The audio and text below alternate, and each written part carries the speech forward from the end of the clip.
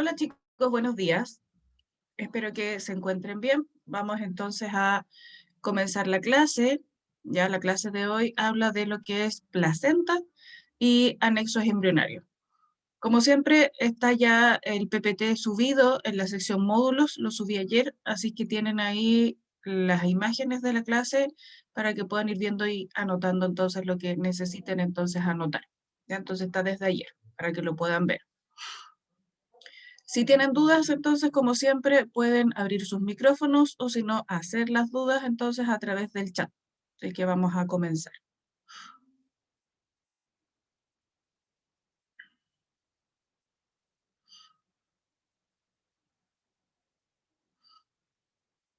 Ya chicos, les comencé entonces a compartir la clase.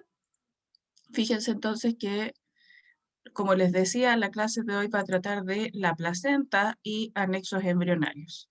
¿Sí? Entonces, vamos a ver cómo se originan, cómo están constituidas las distintas estructuras.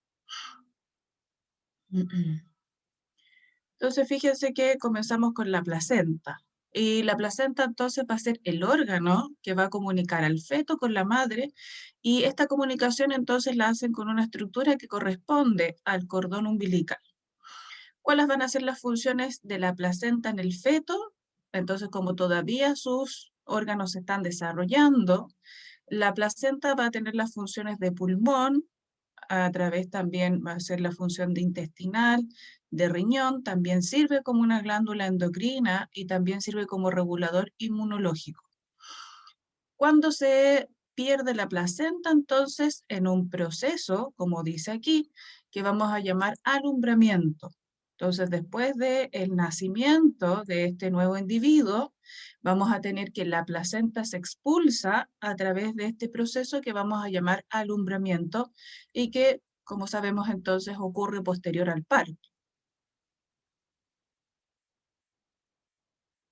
Entonces, fíjense acá, hay una serie de esquemas, ¿cierto? En donde la posición, ¿cierto? O lo normal es entonces la salida de este nuevo individuo, ¿no es cierto? A partir desde la cabeza.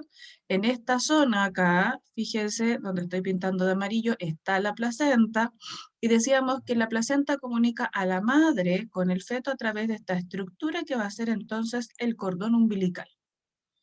Ya posteriormente, entonces, vamos a ver que se expulsa, ¿cierto? Este nuevo individuo está conectado todavía con el cordón umbilical.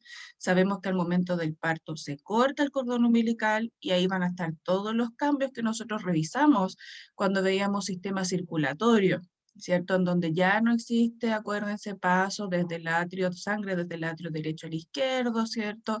Se pierde lo que era el conducto, ¿cierto? Ahí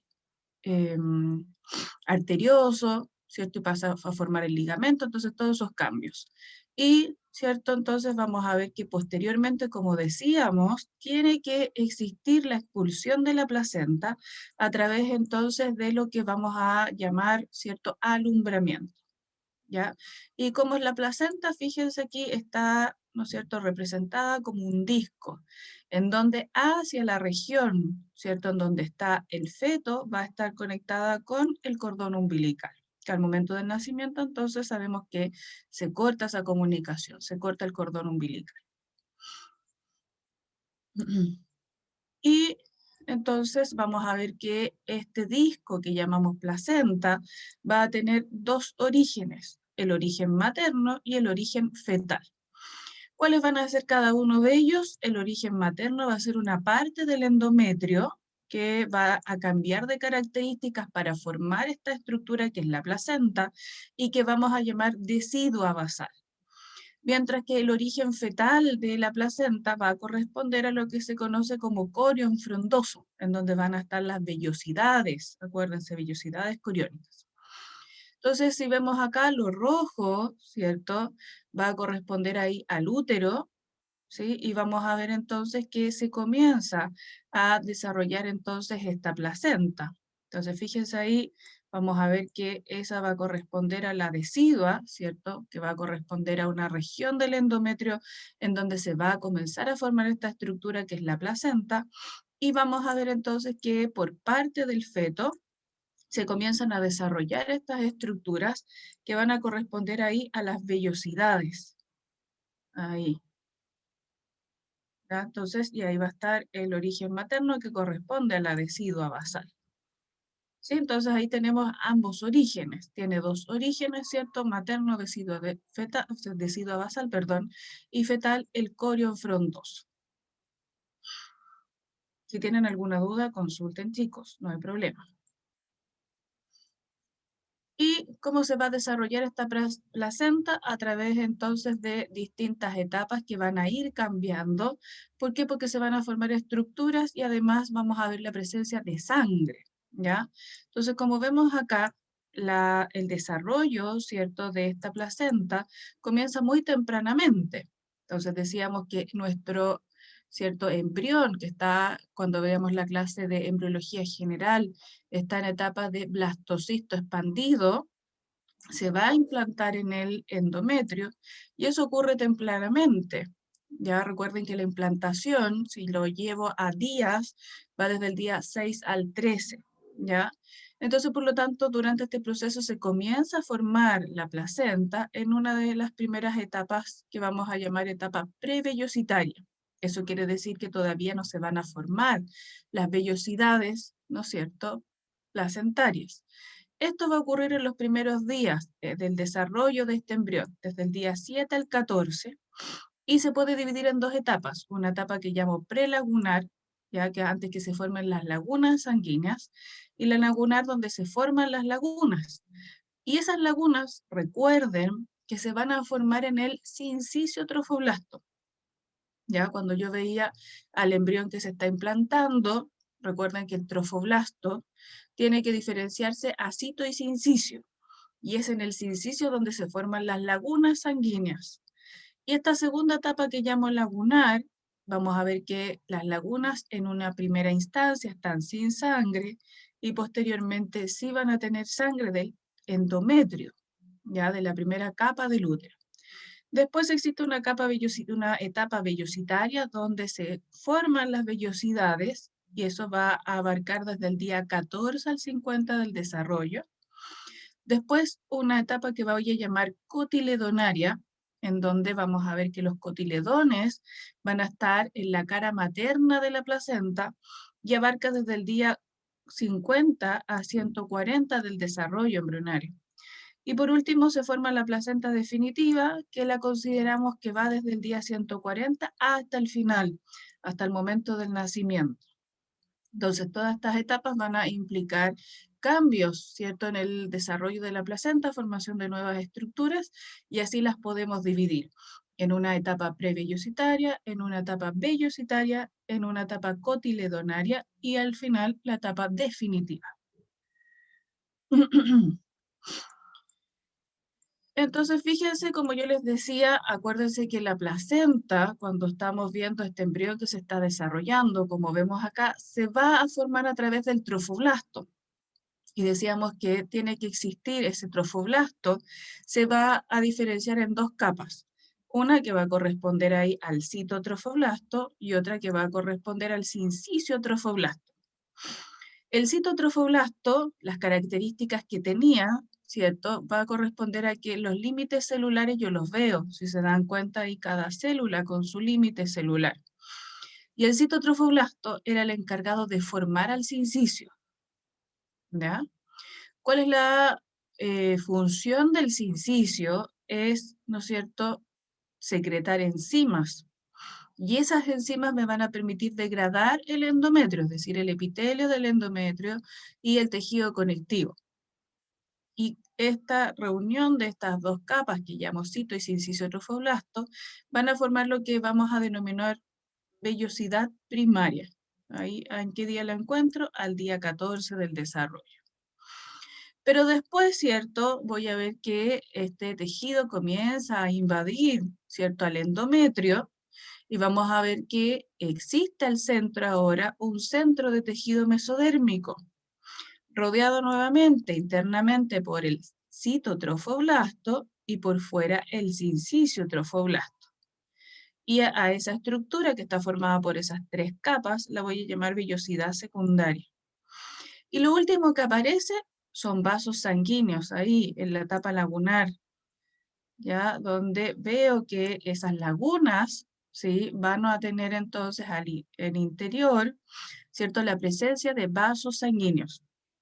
Y nuevamente tengo entonces el tejido mesodérmico, al interior vasos sanguíneos, adelgaza la capa de citotrofoblastos, fíjense ahí, es discontinua, y por fuera rodeando el sincicio trofoblasto. Y a esa estructura la voy a llamar vellosidad terciaria, y eso ocurre alrededor del día 21 del desarrollo. Por lo tanto, vamos a ir agregando estructuras para formar estas vellosidades que voy a encontrar en la placenta.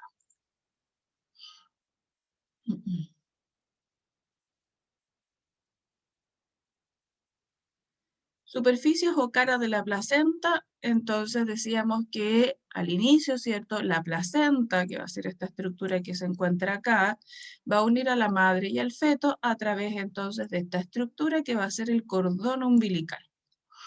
Por lo tanto, entonces, en esa placenta voy a encontrar una cara que está mirando hacia el feto, y que la voy a llamar entonces cara o superficie fetal, y una que va a estar pegadita entonces al útero, acá, ¿cierto? Toda esa zona, que va a corresponder a la superficie materna de la placenta. ¿Qué elementos voy a encontrar en cada una de ellas? Fíjense, en la superficie fetal, ahí, el cordón umbilical, y la superficie fetal es lisa y bastante brillante. ¿Por qué? Porque va a estar envuelta por el amnios.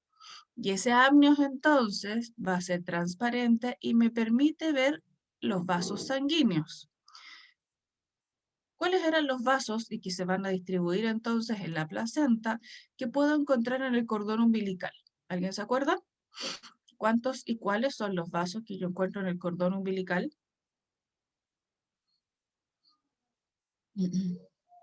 ¿Sí o no? Acuérdense que era como una carita feliz, un smile. ¿Recuerdan entonces de eso o no? Cuando veíamos embriología general. ¿No se acuerda, Victoria? Entonces, para que no se les olvide, ¿cierto? El cordón umbilical va a tener tres vasos sanguíneos. Ya voy a tener ahí dos circulitos que van a corresponder entonces a las arterias umbilicales y un vaso más alargado que va a corresponder a la vena umbilical. Entonces tiene dos arterias y una vena.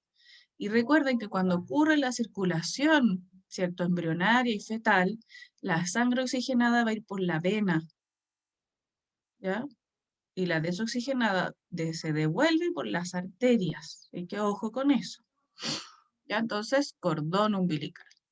Y también decíamos que existía un tejido conectivo que va a rodear a estos tres vasos, a las dos arterias y a la vena, que es el tejido mucoso. Entonces, también un tejido especial que encontramos al interior del cordón umbilical es un tipo de tejido conectivo que reconozco como tejido mucoso y es propio entonces del cordón umbilical. Y entonces, volvemos a lo que estábamos viendo. En la superficie fetal se va a insertar el cordón umbilical. Esa superficie es lisa, es bastante brillante y transparente. ¿Por qué? Porque se va a estar cubierta por amnios. Y puedo ver, ¿cierto?, la distribución de los vasos sanguíneos que al final, al dentro del cordón umbilical, van a ser dos arterias umbilicales y una vena, rodeados por tejido conectivo que llamo tejido mucoso. Hacia el lado materno, fíjense acá, en esa zona, la superficie no va a ser lisa y tampoco va a ser tan brillante. Lo que encuentro ahí van a ser estas pequeñas estructuras que voy a llamar cotiledones. Entonces, ¿dónde encuentro los cotiledones? Hacia la cara materna, ¿ya? De la placenta. Y cuando la placenta se expulsa, decíamos que a través del alumbramiento, ya se tiene que asegurar que salgan todos los cotiledones, que no se quede ninguno ahí arraigado en esa región del útero, ¿ya? Hay entonces que sacar todo este tejido. porque si no después hay, ¿no es cierto?, infecciones en esa zona. Entonces se tiene que asegurar la persona que esté ahí asistiendo al parto que la madre expulse posteriormente toda la placenta. Y si lo vemos en fresco, entonces, en fotografías, no en esquema, fíjense, ahí veo la cara fetal, ¿ya? ¿Y cómo llamo a esa membranita? Brillante y transparente que me permite ver los vasos sanguíneos. ¿Qué es esa membranita? El amnios, muy bien, ahí está el amnios.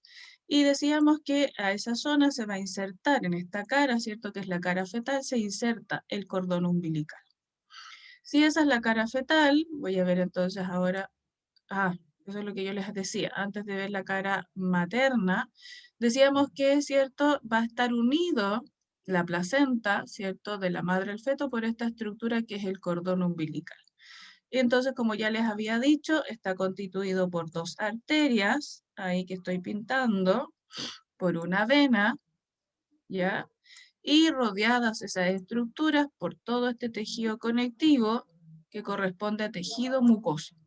Y por fuera, si se fijan, una línea de tejido ahí como un epitelio. Eso va a ser el amnios también. Recubriendo entonces a los vasos sanguíneos, por fuera voy a tener amnios. ¿Ya? Entonces ahí veo un corte histológico de cordón umbilical. Dos arterias, una vena, rodeada por tejido conectivo que corresponde a tejido mucoso. Y la cara materna, fíjense, ya no es lisa, sino que tiene estas estructuras, estas divisiones, y cada una de ellas entonces va a corresponder a lo que vamos a denominar cotiledón.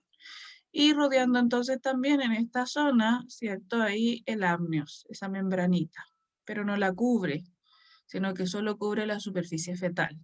¿Ya? Ahí entonces van a estar esas estructuras que encuentro en la cara materna de la superficie que llamo cotiledones. Y si veo entonces un esquema de la placenta, me voy a dar cuenta de lo siguiente. Si nos fijamos acá, ¿cierto? Está esta estructura que es el cordón umbilical. Por lo tanto, en esta zona, hacia allá, donde estoy pintando amarillo, va a ser la cara. ¿Qué cara estoy viendo ahí? Ahí, si está el cordón umbilical, estoy viendo qué cara hay de la placenta, ¿cierto? La fetal, súper bien. Y en esta zona, entonces, va a estar la cara materna, al contrario. Decíamos que esa cara materna, entonces, va a estar formado por estructuras, que estoy marcando ahí con amarillo ahora, que voy a llamar los cotiledones. Ahí, cada una de estas estructuras es un cotiledón. ¿Y qué voy a encontrar entonces en un cotiledón? Los cotiledones van a estar divididos por tejido conectivo, por tabiques. Eso de ahí son tabiques, ¿ya? Y al interior entonces de cada uno de estos cotiledones, fíjense que encuentro como unas ramitas. Esas ramitas entonces van a ser las vellosidades, ¿ya? Y al interior de esas vellosidades encuentro los vasos sanguíneos, ¿sí? Y rodeando entonces a estas vellosidades, lo que se ve aquí de color rojito, ya es la sangre. Ahí, ya, la sangre entonces que va a estar rodeando a las vellosidades y que van a intercambiar los nutrientes por proceso de difusión. No es que exista aquí un contacto directo, sino que lo hace entonces a través de que cada cotiledón va a tener vellosidades placentarias, ¿cierto? Que van a corresponder acá a este feto y la sangre materna que va a estar libre en cada uno de estos cotiledones y va a hacer el intercambio de nutrientes a través de difusión. ¿Ya? Eso es lo que logro observar ahí.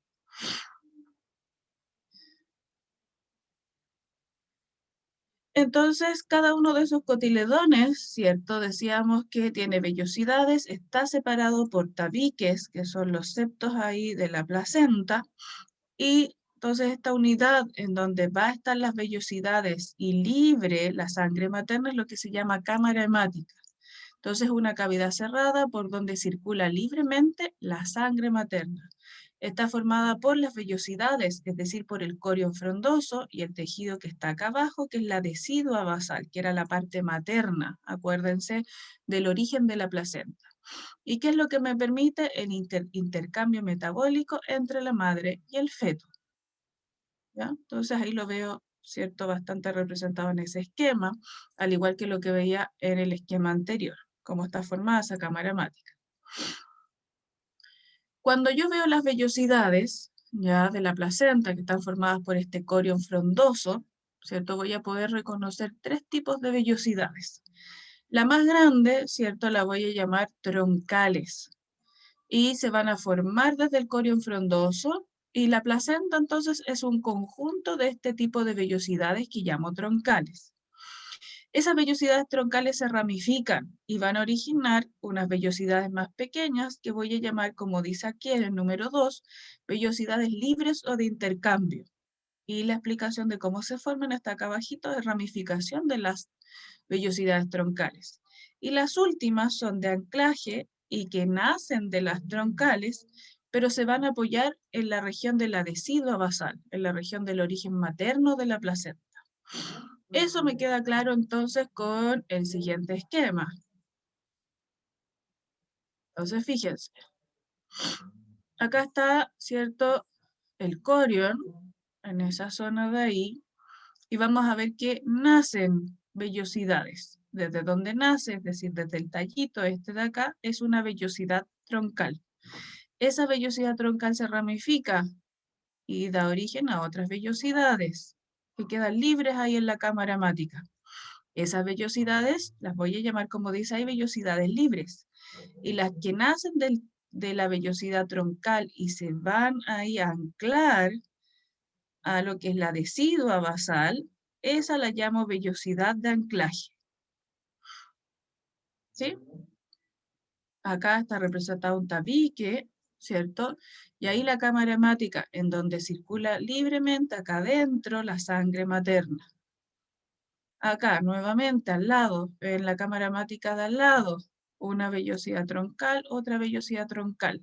Muchas vellosidades libres y algunas que se anclan a la decidua basal, que la llamo entonces vellosidad de anclaje. Hasta acá, ¿alguna duda?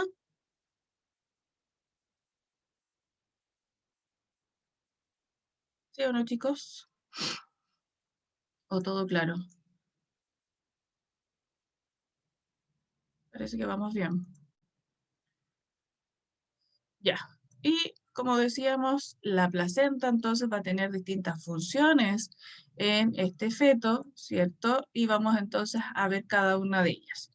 Entonces, como funciones placentarias, respiración y nutrición, acuérdense que todavía no existe este contacto de este embrión y posteriormente feto con el ambiente externo, y hace entonces la placenta la función de pulmón, ¿cierto? Y de tubo digestivo, ¿cierto? A través del cordón umbilical se puede realizar este intercambio de nutrientes y de oxígeno, ¿cierto? Entonces, respiración y nutrición. Excreción, es decir, los desechos, se elimina el dióxido de carbono, también la urea, la bilirrubina. La placenta también tiene una función protectora, como dice acá, forma una barrera contra las infecciones y permite también el paso de anticuerpos. Junto con el líquido amniótico, provee un ambiente estable y aislado de las injurias externas, de los peligros entonces externos a este individuo. Y también decíamos que funciona como una glándula a través de secreción de hormonas de distinto tipo, por ejemplo, hormonas proteicas, la gonadotrofina coriónica humana, que es la que se detecta, ¿cierto?, para hacer los test de embarazo, el lactógeno placentario humano, la tirotropina coriónica humana, la corticotropina coriónica humana, hormonas esteroidales como estrógeno y progesterona. Acuérdense que una vez que ya se implanta, este individuo se forma en la placenta, el órgano encargado de mantener entonces este embarazo es la placenta a través entonces de la secreción de progesterona. Antes de eso entonces lo realiza el cuerpo lúteo. ¿Recuerden eso? También secreción de estrógeno, ¿cierto? Como decíamos, que inhiben a la hipófisis para liberar FSH, y la gonadotrofina coriónica humana es similar a la LH, mantiene el cuerpo lúteo y evita por lo tanto una menstruación. Luego mantiene la secreción de progesterona placentaria y como les decía recientemente, la progesterona va a ser la encargada de mantener entonces el embarazo. ¿Qué es lo que vemos a medida que se va desarrollando la placenta? Cuando veamos los tipos de vellosidades, ¿cierto? Vellosidad primaria, secundaria y terciaria, lo que vamos a ver que las vellosidades van a disminuir, van a adelgazar sus componentes. Y eso me va a permitir que el intercambio entre la sangre materna, ¿cierto? Y las vellosidades, también entonces que tienen ahí vasos sanguíneos del feto, me permitan entonces hacer intercambio de los distintos nutrientes y desechos. Entonces decíamos que una vellosidad, ¿cierto?, primaria tenía solo cito y sincicio, una vellosidad secundaria tenía mesoderma, cito y sincicio trofoblasto, y una vellosidad terciaria ya tenía vasos sanguíneos al interior del mesoderma, tenía citotrofoblasto y por fuera tenía sincicio trofoblasto. Aquí el citotrofoblasto está representado por esta capita de color celeste y el sincicio está representado por esta capa de color rosado, ¿ya? Recuerden que en el cito yo puedo ver los límites celulares, en el sincicio no, es un cúmulo de núcleos. ¿Cuáles son las modificaciones de esta barrera placentaria? Entonces acá tenemos que existe una disminución de la mitosis del citotrofoblasto. ¿Ya? Por lo tanto, fíjense que acá ya es menor en una vellosidad, como dice acá en esta parte, a término. El citotrofoblasto es discontinuo, a diferencia de lo que veíamos en una vellosidad inicial, que es todo un anillo de citotrofoblasto. Entonces, disminuye la mitosis del citotrofoblasto. Se diferencia el citotrofoblasto ¿a qué? A sincicio. Recuerden que esa es la función del cito, diferenciarse a sincicio trofoblasto. Disminución del tejido que está al centro, es decir, disminuye también el mesoderma. Disminuye las zonas beta, es decir, donde esas zonas beta las vamos a reconocer como aquella zona donde existen las tres capas, el mesoderma, el cito y el sincicio. Por lo tanto, lo que queremos hacer es adelgazar la barrera, ¿cierto? Que queda ahí súper delgadita para que pueda ocurrir el intercambio entre lo que es la madre y el feto. Se adelgaza el sincicio trofoblasto y quedan solo nodos sinciciales. Y la función de las membranas sincicio-vasculares o zonas alfa, ¿cierto? En donde los componentes que van a formar esta barrera son los menores que pueden existir. Entonces lo vemos acá. Entonces vamos a ir viendo los cambios de estas vellosidades. Entonces vellosidad terciaria, ¿cierto? Decíamos que hay una vellosidad terciaria cuando tiene mesoderma, al interior del mesoderma vasos sanguíneos, ¿cierto? Y por fuera cito, que en este caso está representado de color celeste, y rosado sincicio trofoblasto. Entonces, si se fijan, la barrera que existe, porque afuera va a existir acá la sangre materna, ¿sí? Ahí va a ser bastante gruesa para que pase, ¿cierto?, los nutrientes hacia el interior de estos capilares. Entonces, muy gruesa. Y lo mismo para los desechos, ¿cierto? Que pase entonces toda esa barrera desde el interior del tejido mesodérmico hacia la zona externa.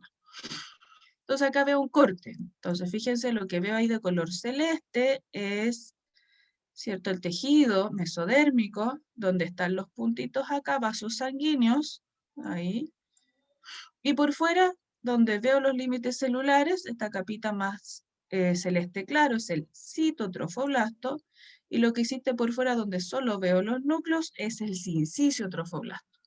Entonces, esto es una vellosidad terciaria de primer semestre, de primer trimestre, muy, muy gruesa.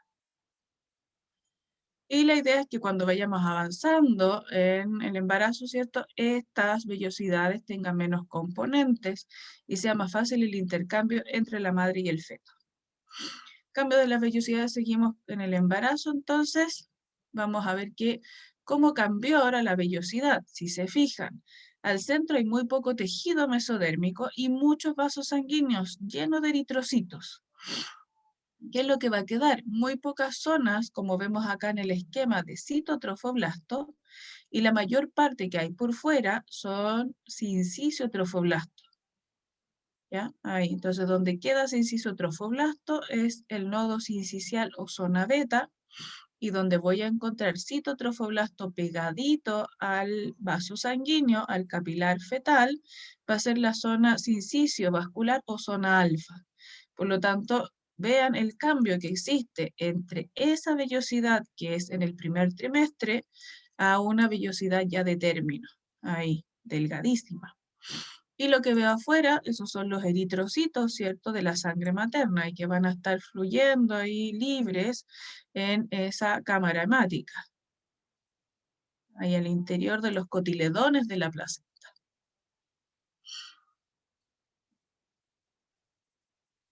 Y distintos cortes histológicos, fíjense ahí una vellosidad en el primer trimestre, en donde lo que hay al centro es tejido mesodérmico, ahí poquitos vasos sanguíneos, al interior una capa de citotrofoblasto y por fuera hay núcleos que corresponden a sincicio-trofoblasto.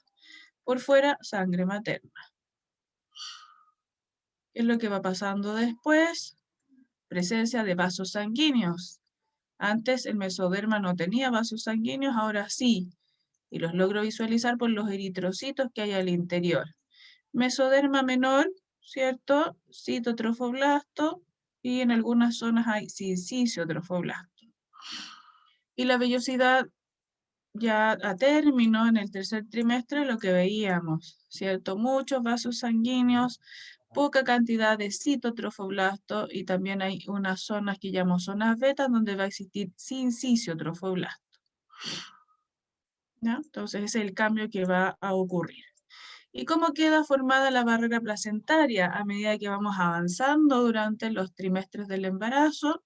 Fíjense ahí en el primer trimestre, todos esos son los componentes que están formando la barrera placentaria, que van entonces a estar entre lo que va a ser la sangre materna y la sangre fetal.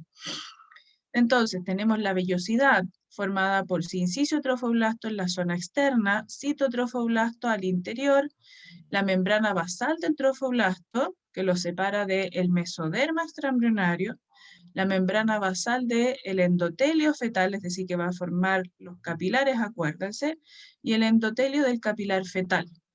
Y esos elementos se van a reducir solo a estos en el tercer trimestre. Sigue existiendo sincicio-trofoblasto, la membrana basal del trofoblasto en que se apoyan estas células, la membrana basal del endotelio fetal y las células endoteliales que están formando el capilar fetal. Por lo tanto, desaparecieron, ¿cierto?, lo que es el citotrofoblasto, ¿sí? Y también desaparece en la zona de intercambio lo que va a ser el mesoderma extraembrionario. Y es lo que estábamos representando entonces en los cortes histológicos anteriores, cómo va cambiando la estructura, ¿cierto?, de estas vellosidades que van a formar la barrera placentaria.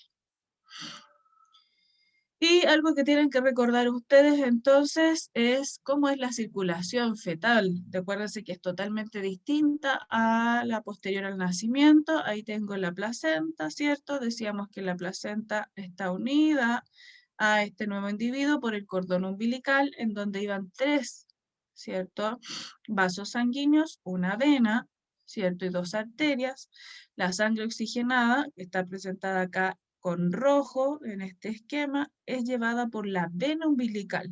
¿Hacia dónde? Hacia los órganos principales, ahí en el hígado va a pasar entonces por el seno venoso, va a llegar a lo que es el corazón, a lo que va a ser el atrio derecho por la cava, acuérdense, la cava inferior.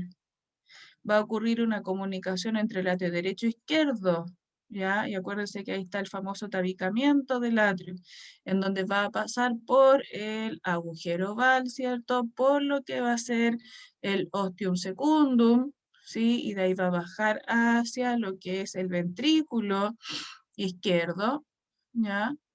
Y ahí entonces es la circulación que existe antes del nacimiento por el conducto arterioso, se devuelve, que después se va a transformar en un ligamento arterioso y así sucesivamente.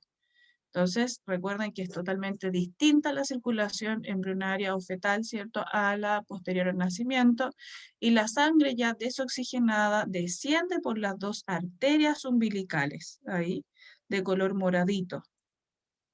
¿Ya? Y vuelve entonces hacia el cordón umbilical y placenta. ¿No? Así que Ahí recuerden repasar lo que es la circulación fetal. Y anomalías del desarrollo de la placenta, hay varias, por ejemplo, la placenta previa. Si ustedes se recuerdan, ¿no es cierto? La posición normal de la placenta es la que veo acá en el esquema de la izquierda. Ahí está la placenta, aquí está el individuo que se está desarrollando, la cabeza hacia el canal del parto, hacia lo que va a ser el cérvix. Pero ¿qué es lo que sucede cuando ocurre una implantación acá en el cuello del útero? Se va a formar la placenta en esa zona, ¿ya? Por lo tanto, ¿qué ocurrirá si ocurre entonces un parto normal? Acuérdense de las clases iniciales de embriología. ¿Qué pasa ahí si hay un parto normal? ¿Qué pasa con esa placenta? Que ahí se formó, ¿cierto? Cuando existe una implantación en el cérvix uterino. Esa es la causa de la placenta previa. ¿Qué se les ocurre que pueda ocurrir en esa situación?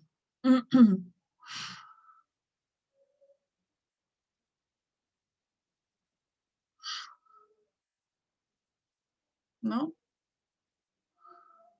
Entonces, si ocurre, fíjense, un parto normal, lo primero que sale al parto va a salir la placenta y eso puede provocar o provoca una hemorragia bastante grande, poniendo en peligro la vida de este individuo y también de la madre. Por lo tanto, cuando se detecta placenta previa, lo que se hace es programar cesárea. Entonces, ojo con eso.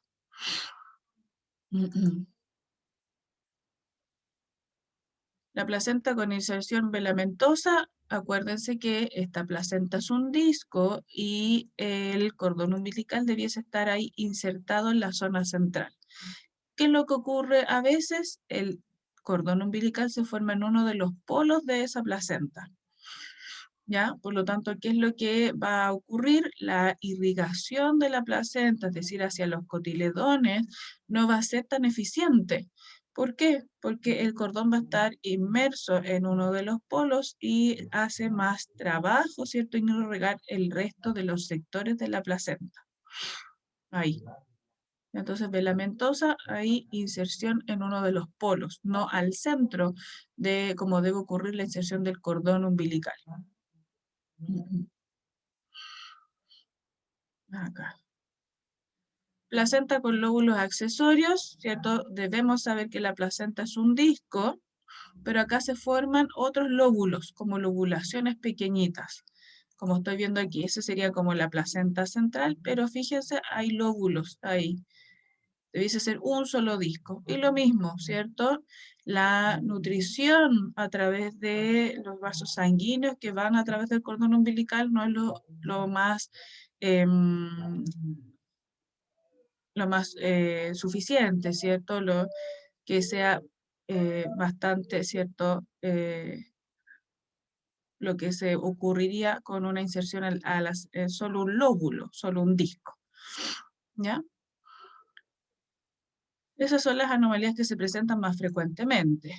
Y lo otro que ocurre es que cuando ocurre la fecundación puede existir entonces que no se llegue a formar, solo exista, ¿cierto? Una mal, ¿cierto? Eh, ¿No es cierto?, fecundación y que solo, ¿no es cierto?, no se llega a formar un individuo, sino que solo se llega a formar la placenta, es decir, que solo se diferencie el trofoblasto, que no exista la presencia ahí de embrioblasto. Y cuando ocurre eso, lo que se conoce aquí es como varios quistes, como si fuesen granitos de uva, es lo que se conoce como la anomalía del desarrollo, como dice ahí, mola idiatiforme, puros quistes. Ya, entonces lo que se desarrolla acá es solo placenta, diferenciación solo del trofoblasto y no del embrioblasto. Por lo tanto, el producto que se forma de esta fecundación, ¿cierto? Es lo que se conoce como mola ideatiforme. ¿Por qué? Por la presencia de estos quistes o diátides. Ahí está. También pueden existir anomalías con el cordón umbilical que se enreda, ¿cierto? Y forma un nudo, y eso implicaría entonces que no existe el paso de sangre desde lo que es la placenta hacia el feto. O un pseudonudo que solo las membranas que están ahí envolviendo, que es el amnios, al cordón umbilical, ¿cierto? Forma este nudo que no va a impedir el flujo sanguíneo, solo de membrana, no de los vasos que van ahí. La otra anomalía es que el cordón se enrolle alrededor del cuello. Ya por lo tanto siempre hay que estar monitoreando ya en los controles, hacer ecografía, ¿cierto? Ultrasonido para ver, ¿cierto? Cómo está el desarrollo de este feto y la viabilidad. Entonces fíjense que de repente cuando ocurren los movimientos fetales, cambian de posiciones, puede que se enrede ahí con el cordón umbilical.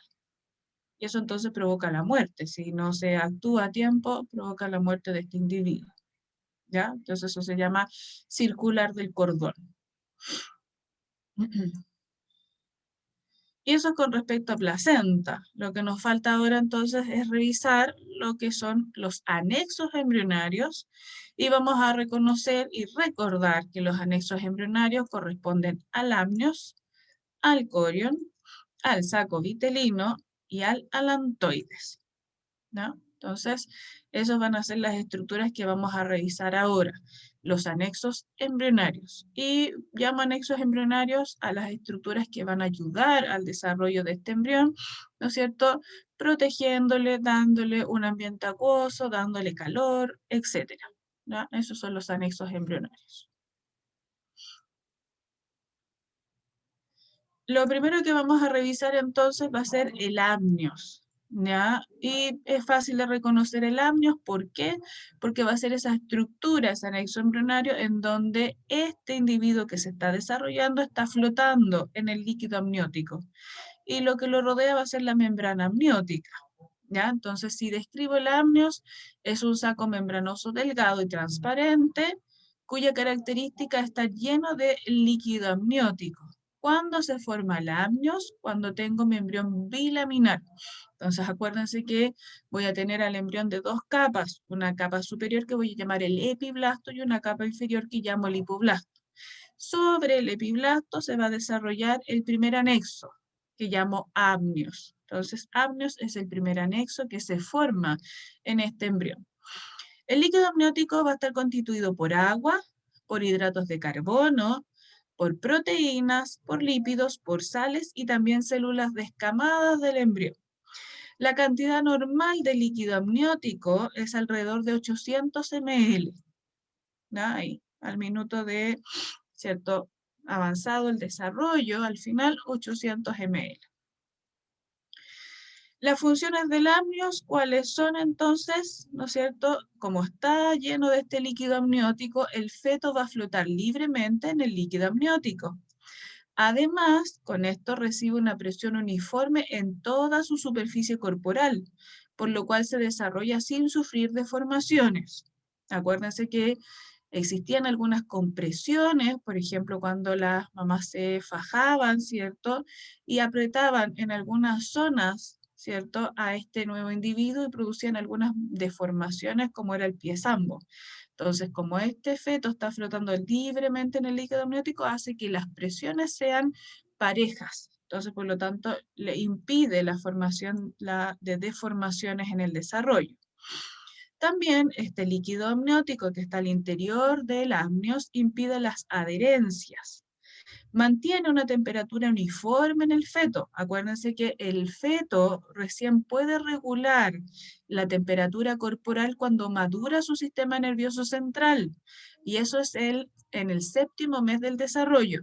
¿Ya? Por lo tanto, antes permite entonces este amnios la temperatura uniforme en el feto.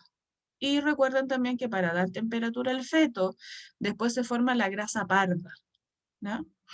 También este líquido amniótico que está, ¿cierto?, llenando el amnios o cavidad amniótico, amortigua los golpes externos y absorbe el continuo incremento de la presión intrauterina ejercida por la pared del útero.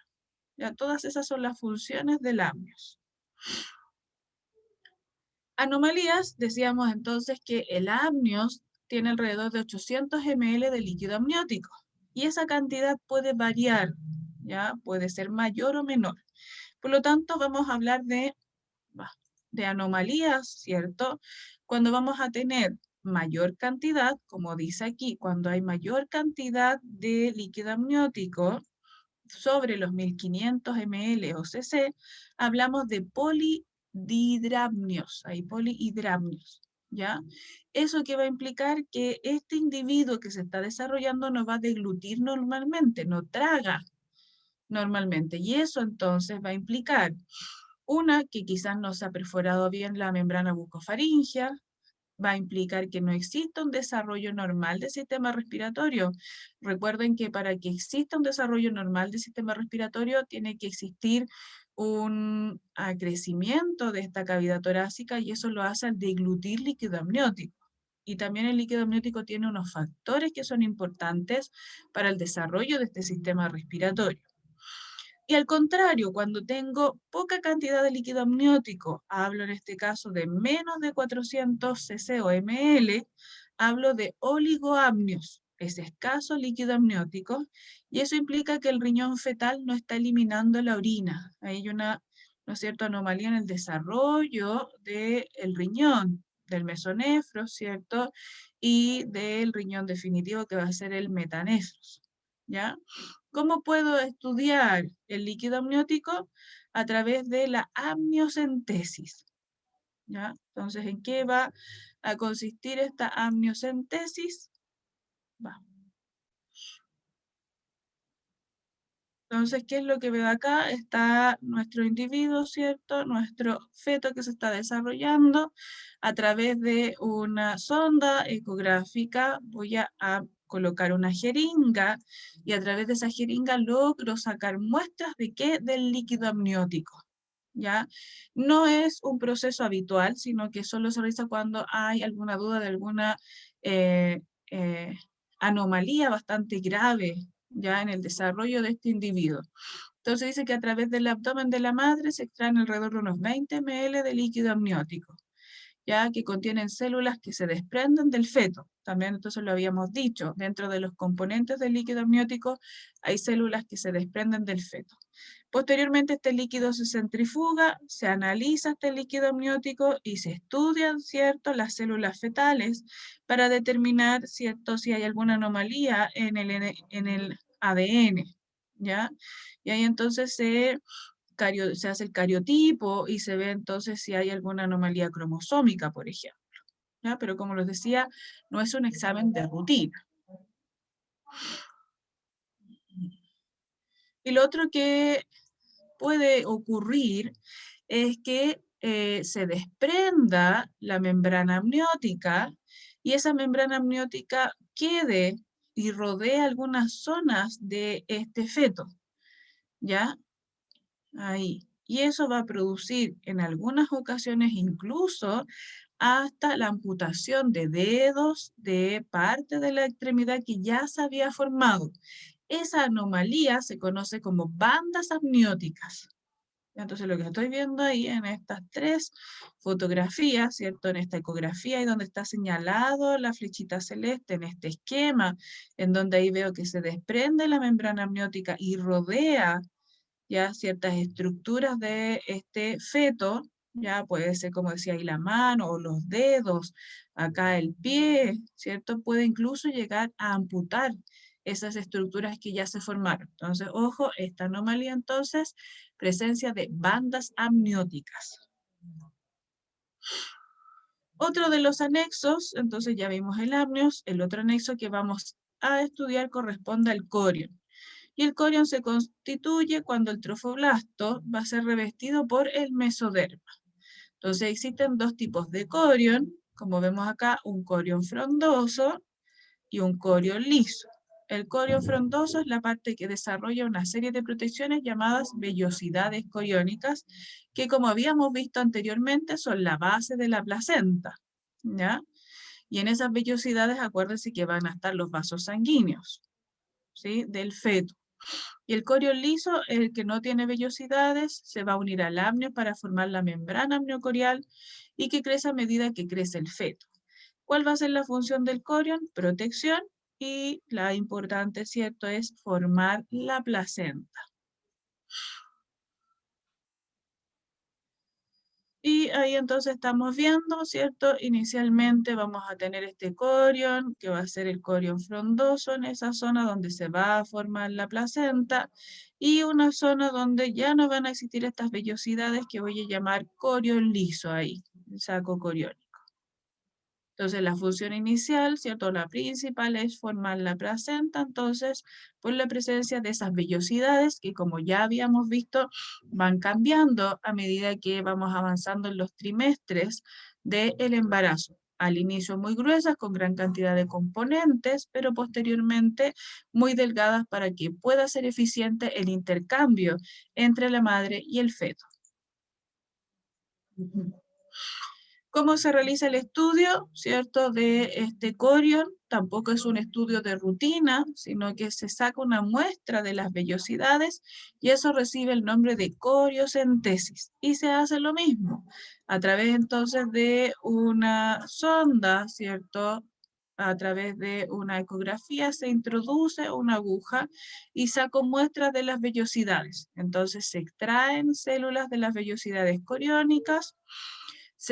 Entonces, posteriormente, lo que se hace es cultivar a estas células, ¿sí?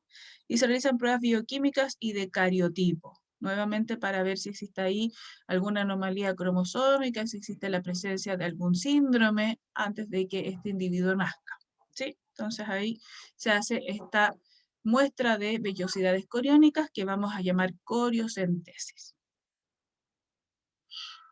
Va. El otro, ¿no es cierto? Ahí, anexo embrionario, que para los humanos no es importante, es lo que se llama saco vitelino. Y también este saco vitelino se va a desarrollar cuando existe un embrión bilaminar. En el caso de los humanos es un saco vacío, sin vitelo, es decir, sin alimento, y no tiene ninguna función nutricia en el embrión humano. ¿Ya? ¿Cuándo va a ser entonces eh, imprescindible este saco vitelino? En el caso de las aves. Recuerden que las aves se van a desarrollar en el interior de un huevo y el vitelo va a ser lo que nosotros conocemos como la clara del huevo. Por lo tanto, estas aves se van a nutrir de ese vitelo. Pero para nosotros los humanos, como nacemos, ¿cierto? Al interior del útero, desarrollamos placenta, para nosotros este anexo que viene a través de la evolución no tiene mayor importancia. Sí va a ser importante en este caso, no como nutrición, pero sí porque va a formar los primeros vasos sanguíneos y la primera sangre del embrión.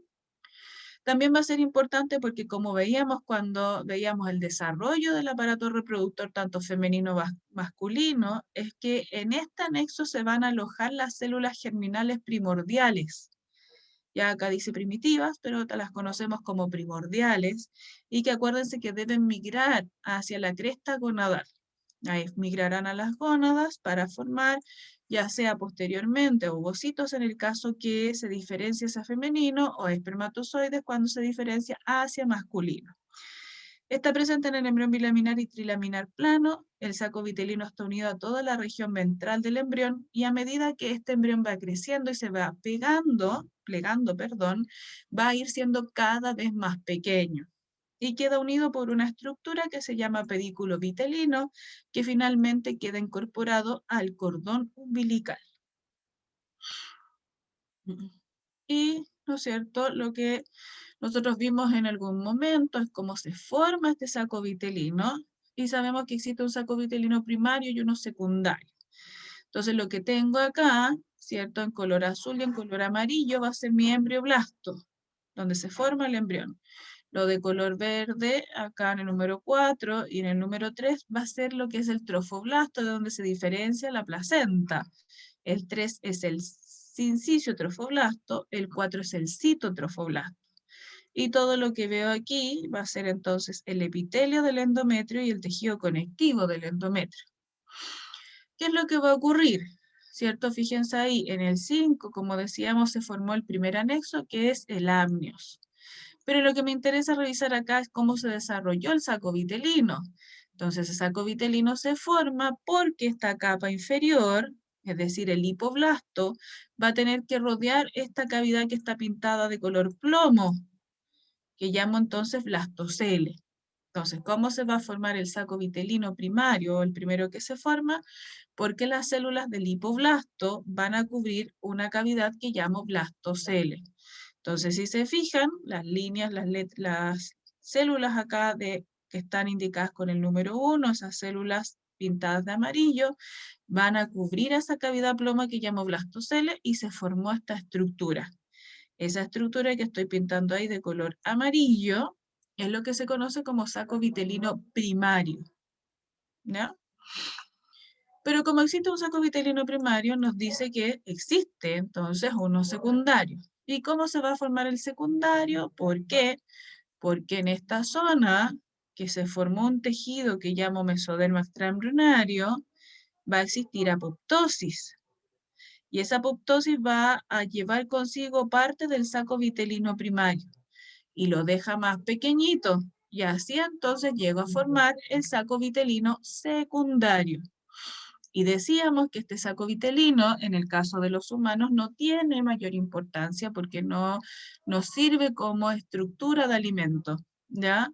Por lo tanto, cuando el embrión se va plegando, voy a ver que ese saco vitelino se hace más pequeño, queda al final una estructura, acá que denomino pedículo vitelino, ahí, y ese pedículo vitelino posteriormente queda en la región del cordón umbilical.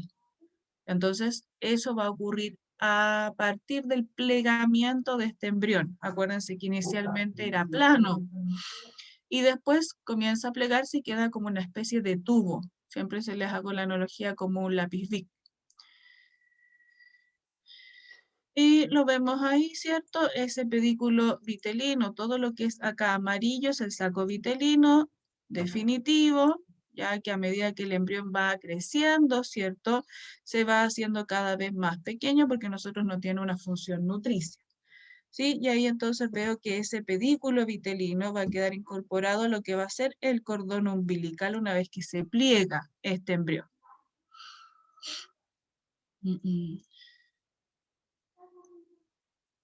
Y fíjense ahí, veo a este, ¿no es cierto?, embrión, el, ¿cierto?, amnios donde está flotando, que se ve acá de color azul, y esa pequeña bolsita, ¿cierto?, que está ahí encerrada con el círculo negro, va a corresponder entonces al saco vitelino. Saco vitelino entonces que va a quedar posteriormente, ¿no es cierto?, con una pequeña estructura llamado quiste vitelino y que va a quedar incorporado en el cordón umbilical.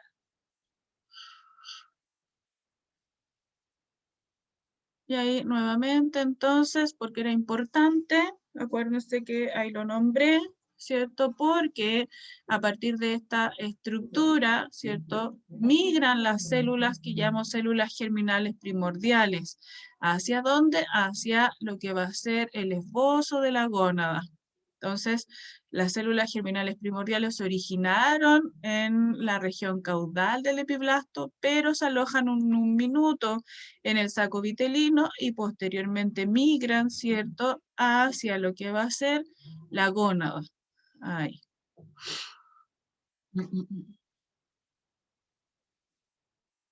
Y por último, el otro anexo, ya que se forma en este embrión, es lo que se reconoce como alantoides.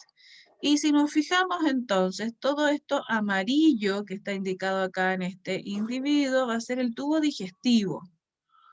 ¿Ya? Y voy a tener que este tubo digestivo, ¿cierto? Va a desembocar acá en esta estructura que va a ser la cloaca.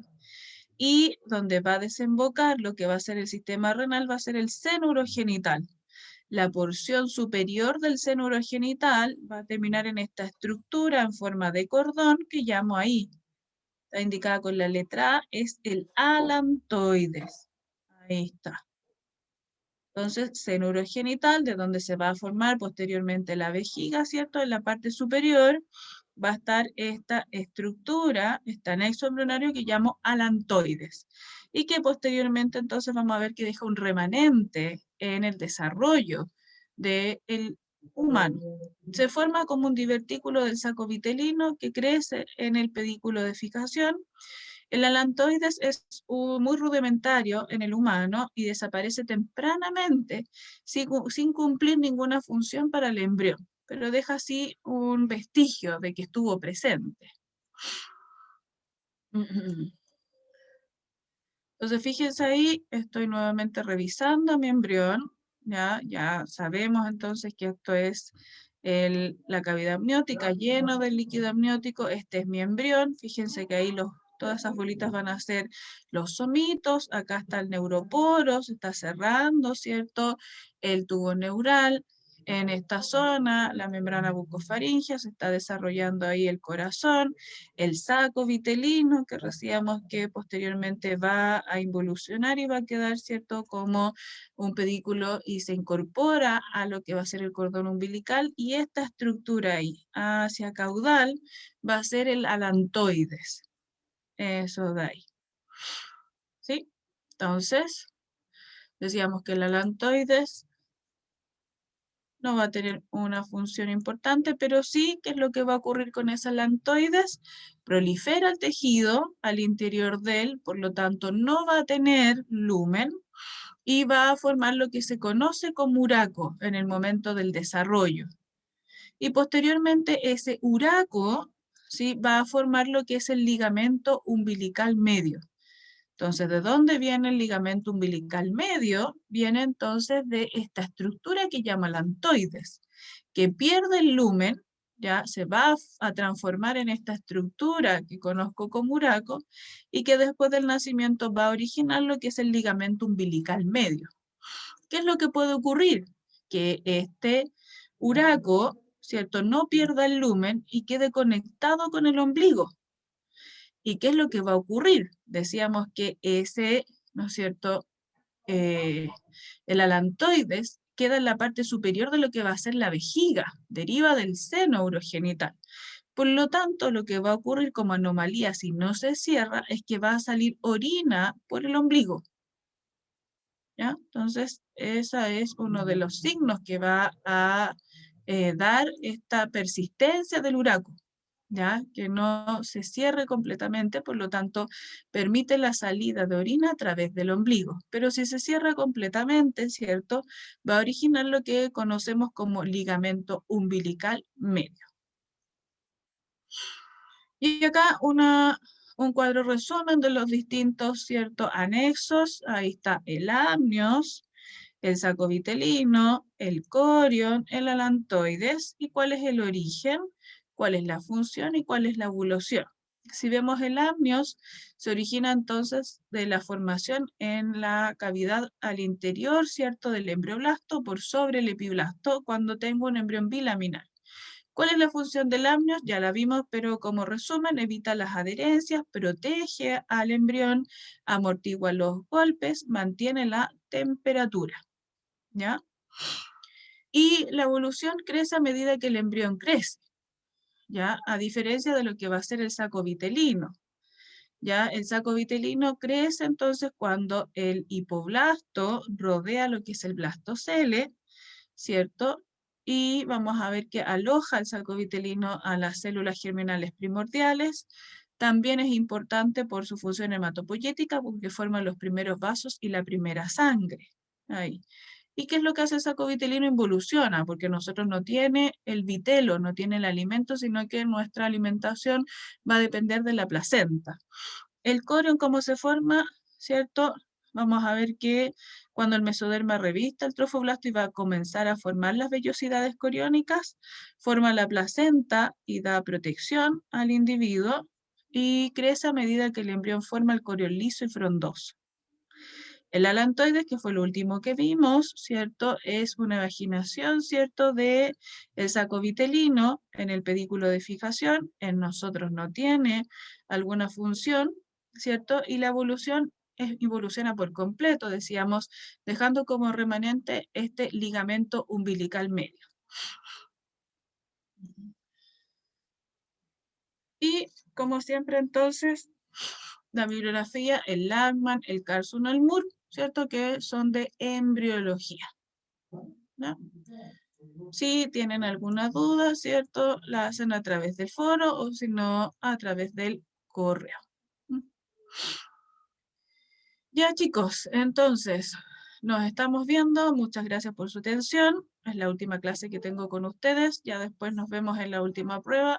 Y si Dios quiere, ya no nos volvemos a ver, ¿cierto? Porque ya no tienen más clases con nosotros. ¿Ya? Ya, entonces damos por terminada la clase. Ya, chicos, entonces ya como saben tienen el PPT, ahora tienen ya la clase hecha, entonces si es que hay cualquier cosa me pueden comunicar. Ya, chicos, nos vemos entonces en la última prueba. Ya, ahí nos estamos viendo. Ya, chicos, que descansen, que logren avanzar con sus cosas y que ojalá logren pasar todos los ramos. Nos vemos, chicos, que estén bien. Chao, chao.